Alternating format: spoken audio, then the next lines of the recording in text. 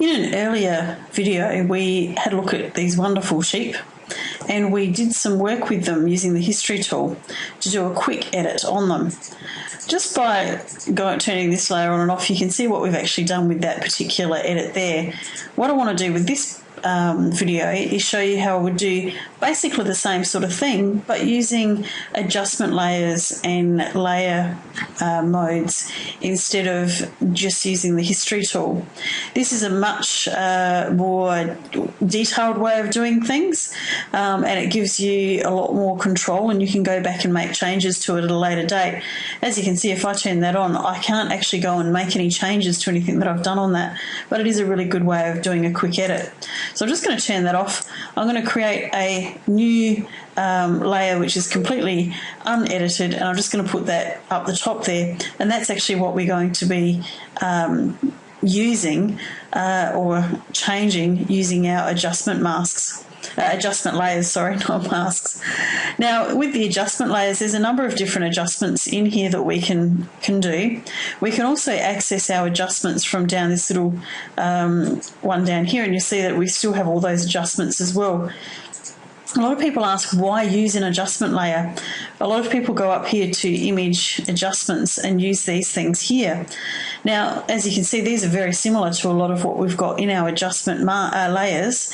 However, I can't go and make changes to these later on, so they're very destructive in that way of using them. So what I'm going to do here is I want to do some darkening and some lightening, and maybe bringing a little bit of colour and that sort of thing out, and a little bit more detail in some of the areas out. So I'm going to be using some of the adjustment layers on this sheep photograph just to basically show you how it differs from using the history brush. So I'm going to start off by putting a curves layer on here, and I'm going to change that curves layer to multiply. What you'll see straight away is that that curves layer has now darkened that image. Now, that's really good because I do want the edges dark, but you'll also notice that it changes the colour. So I'm just going to get back to my adjustments here, and I'm going to go to my hue and saturation layer, and down the bottom of our hue and saturation there's a little sort of one circle over the top of another. If I click on that, you see how I've now got an arrow on my layer. That's a clipping mask, and it means that it will only affect that curves layer underneath it if it's got that little arrow. So it won't affect anything else, just that one curves layer. So I'm just going to drop my saturation down so that I don't have that colour cast that I had there by using the curve with the overlay, with the multiply. Now that I've got that set up, I'm going to click on my curves mask, and I'm going to get my brush, and I'm just going to put my opacity up a little bit, and I'm just going to paint in with black paint the areas that I still want to keep some of the lightness in. And if I want to change that, I can then go back with the white and darken some of those areas back down again. So very quickly here I can lighten a little bit of the faces, and perhaps a little bit along some of the areas here. But the whole idea is really to try and get in some light into the areas that I want the light to be in, like so. I might just darken this area a little bit down the back here, because at the moment what's happening is my eye is going to the lightest or the brightest area, and I don't want that to be the sheep's back. I want it to be the sheep's face. So I'm just going to lighten that up a little more, and again his little sidekick will just lighten that up a little bit as well, and again just with a little bit of the rails that is leading you into this area.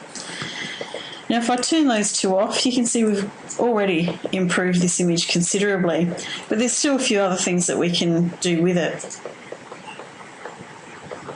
I'm going to have a look at our contrast next, because there's certain areas in here that I'd really like to affect the contrast on. I'm just going to bring this image up a little bit so we can see as I turn in. Now I've got a problem here where I've brought my layer in and it's clipping to the other one, so I'm just going to bring that up the top, and I'm just going to unclip it so it's no longer clipped against it, You can see as I bring my contrast in, I can start to affect what I want to do with that contrast on that layer.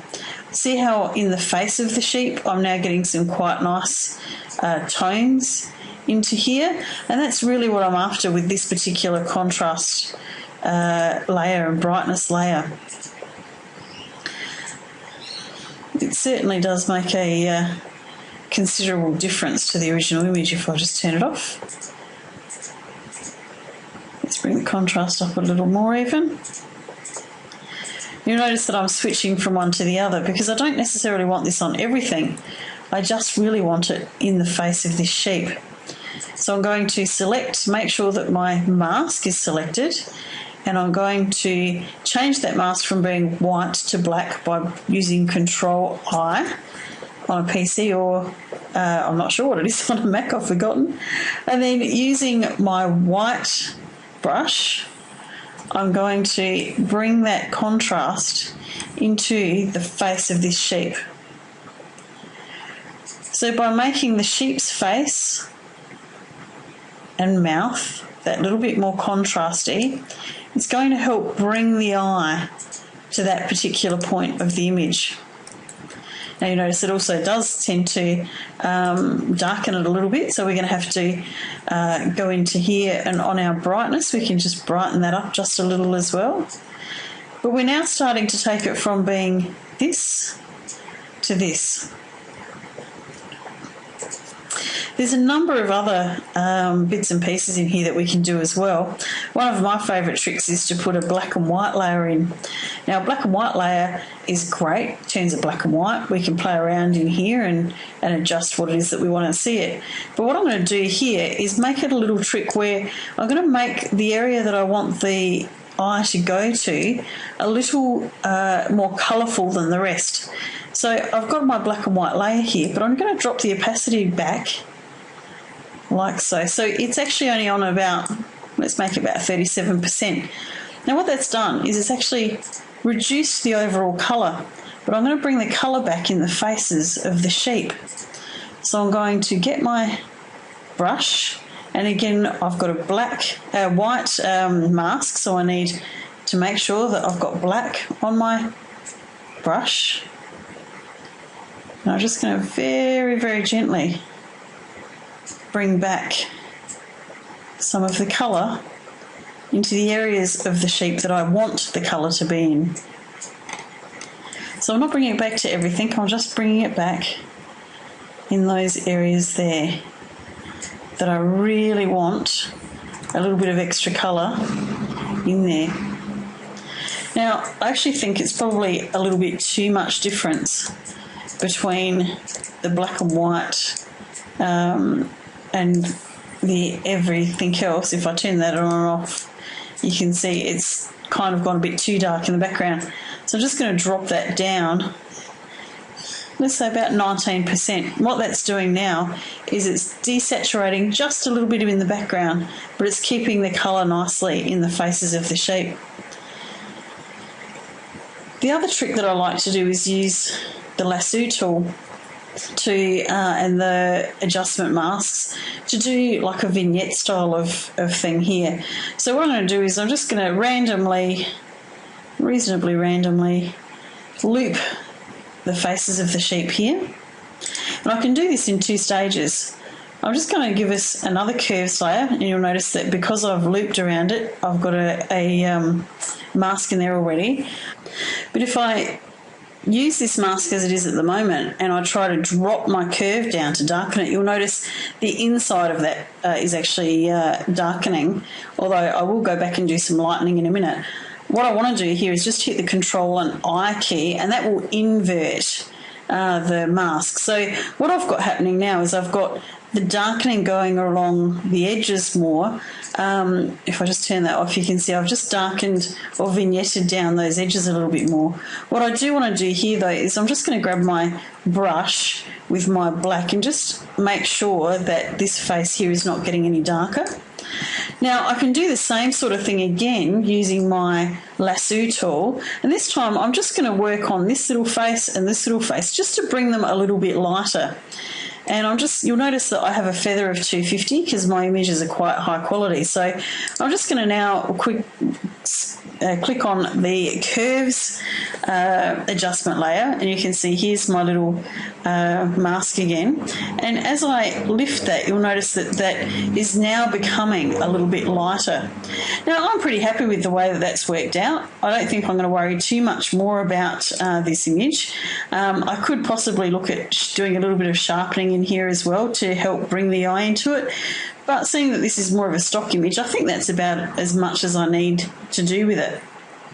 Let's have a look at the differences, though, in the images so we can see the difference between what happened with our original image.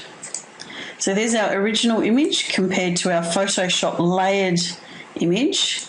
And then we've also got, this was the one that we did with the history tool, and compare it to the layers. Now notice how the history tool one was quite a nice little edit, but when we compare it to the one that we've done with the layers, where we've been a lot more careful with things, it really looks as though it could have been the original image.